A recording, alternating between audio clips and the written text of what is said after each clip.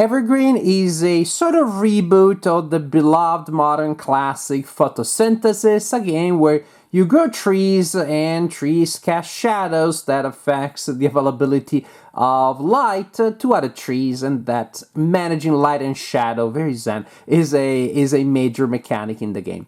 Evergreen retains most of the main ideas from photosynthesis with two main differences. One is triples. Yes, look at these adorable wooden components representing sprouts, middle-sized trees, and large trees. Totally adorable. Mechanically, an even more significant change is in the fact that now we don't have a shared board. Each player will play on an individual board representing their own planet, and then you'll score at the end. So there is no direct interaction. There's a little bit of indirect, but definitely the game feels a lot less confrontational than the original game, because the original game, I love it, but those trees, they can be jerks from time to time. You can really play with your shadows in a way that's pretty aggressive. You don't have this here, because the shadows that your trees produce will only affect your own tree. The way in which you affect the gameplay for other players is different. The way you have a chance of affecting final score, and we'll see what that means. This is an open draft game. That means that each turn the players will select a card from a line of available ones, and the number of cards that are available is equal to the player plus one. And so suppose that I take this card and then I resolve it, and then the player takes this card and resolves it, and then the player does that. The card that remains goes in a separate area, which will be used at the end of the game. And the cards that you place there are organized by environment. So if there are cards of some environment there, I add them to that set. Otherwise, I start a new one, like I'm doing, just like I'm doing like that. Now, that way, this would be it for the cold areas and so on and so forth. Now, some of these cards have skulls on them. They represent drought or other natural catastrophes. So if the card that is left there and needs to be added to a set has that symbol, then you flip face down the card that was just under it. Why does that matter? Because at the end of the game, the environments will score more based on the number of fertility icons that are visible. But that only applies at the end of the game. Let's go back one step to when we take a turn. So each player receives a card, resolves it, and that completes their turn. We make new cards available, and then we play the next turn. The game lasts 4 seasons. Spring has 5 turns, summer has 4, fall has 3, and winter only 2. So there definitely is a sense of things moving faster and opportunities being reduced as the game progresses. So you just received your new card, hooray! And for the time being, all that matters is the icon of the environment indicated here, mountains. In this case, this is the card that I received. Then, in that region, I can perform a standard action. And here we have a little player aid that reminds you of what those are. As my standard action, I can place 3 sprouts in the target region. And so I decide, for example, to do it like so, because that's what I just did, if I decide to take that option. Or I can choose, again with a card, to perform 2 generic growth, again in the target region. A generic growth can turn a sprout into a middle-sized tree, or if the middle-sized tree was already there, I can use a generic action to turn an average tree into a big one. So that's for generic growth. Or I can choose to plant a sprout and have a generic growth. That would be option C in the little player right there. I can also choose to plant a sprout or have a generic growth, a single one anywhere on the board, ignoring the thing that is indicated there. Now, and suppose that this is my situation for reasons that you will see. After I take my generic action, my standard action, the card gives me, ta-da, a special action. I don't know if you noticed, but yeah, there are symbols there. That the symbol in the bottom right corner indicates the action you can take after you take your regular action. In this case, for example, this is the lake action. Now, these actions have specific areas on the board. So, for example, you see there is an area there, see, with the lake. When I take a special action, first thing I move the corresponding token by 1 space. That may increase the value. For example, if I taken the lake action enough times, now the lake action allows me to add 2 lakes. If I took the bush action enough, then the bush action allows me to plant 2 bushes, and so on and so forth. As you can see, the value of these actions increase with time.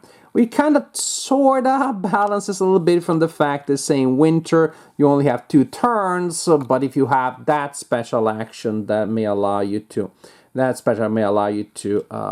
have a number of growths from sprout to average, because that would be that action that is planting sprouts, and that is converting a middle-sized tree into a large one.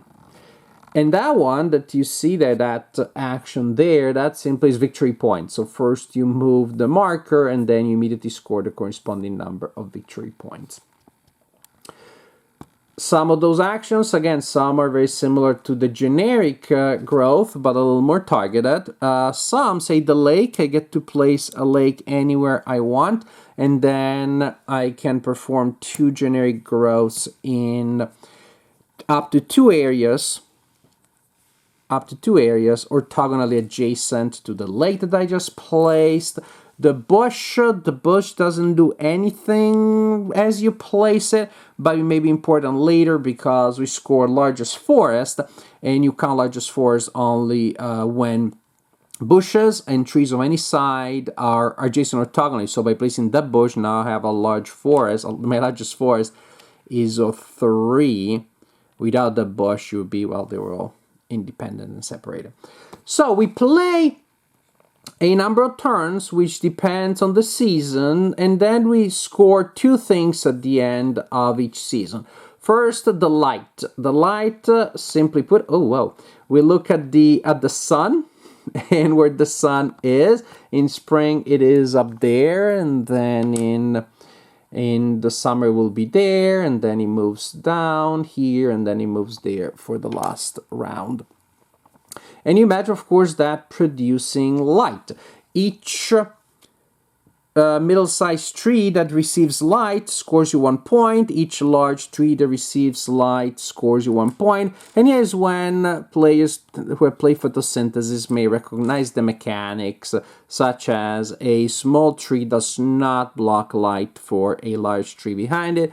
However, a small tree casts a shadow of 1 behind it that may cover another small or middle-sized tree. And a big tree casts a shadow 2 spaces behind it, covering, again, other trees.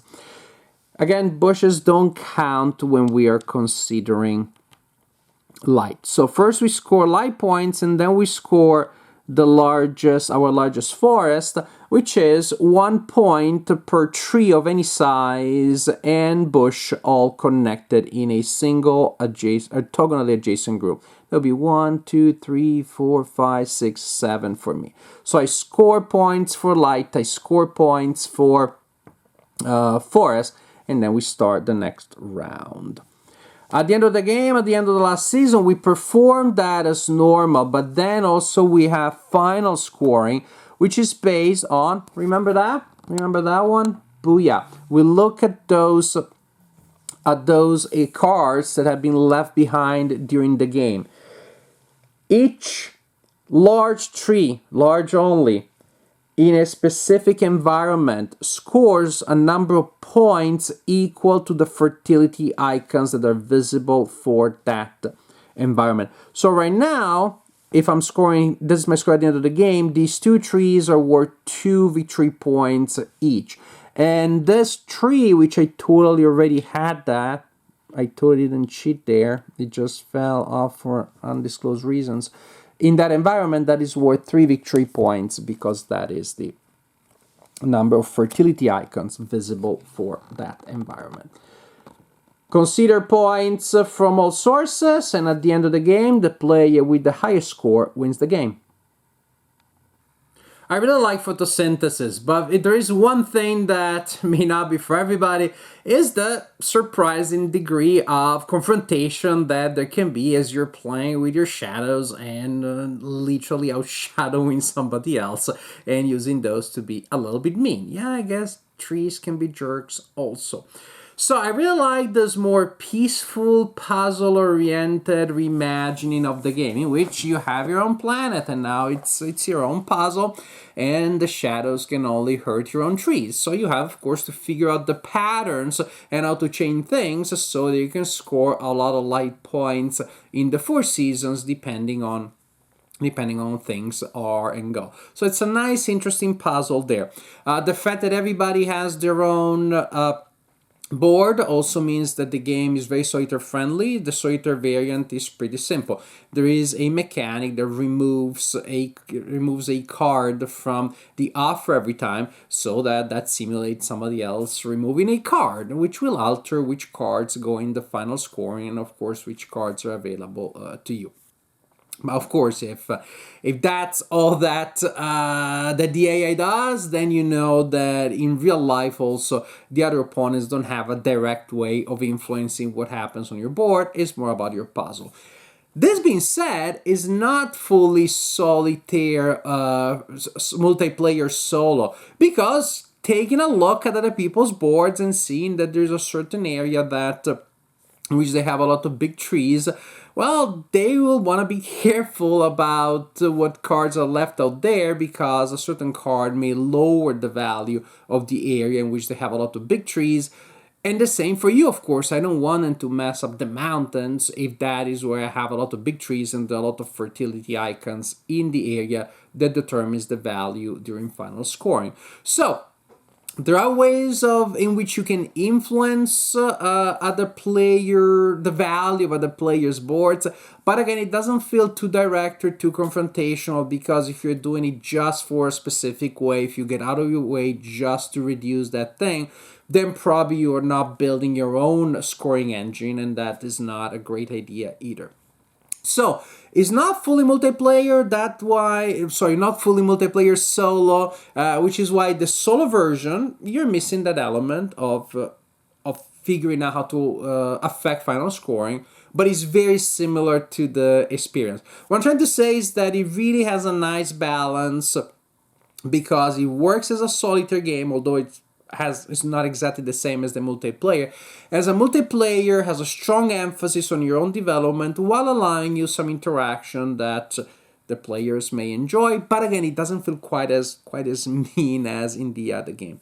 The open draft system works very well because again, you have opportunities, so you can develop different things, but not a ton, so it doesn't create analysis paralysis, but you feel that each turn you have two, 3 choices that are meaningful.